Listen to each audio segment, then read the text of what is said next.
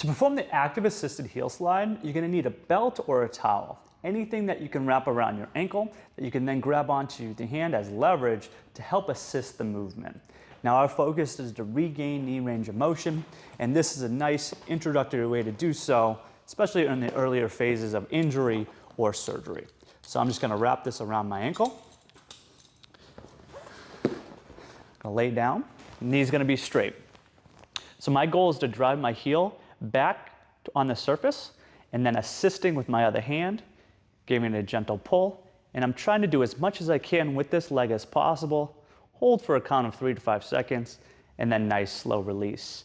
And again, my hand's assisting as much as I need to just unload the movement slightly to make it more comfortable, and so I don't compensate due to pain, and I can relax and really emphasize regaining as much range of motion as I can. Now with each rep, try to go a little bit further than you did the last time. Try to go through the full range of motion. So as far as you can flex, little hold, 3 to 5 seconds, and then straighten it out fully. The more range of motion we promote, the better. This is really good for helping manage any inflammation, prevent joint stiffness, and regain some muscle control early in the phase of rehab after a surgery or an injury.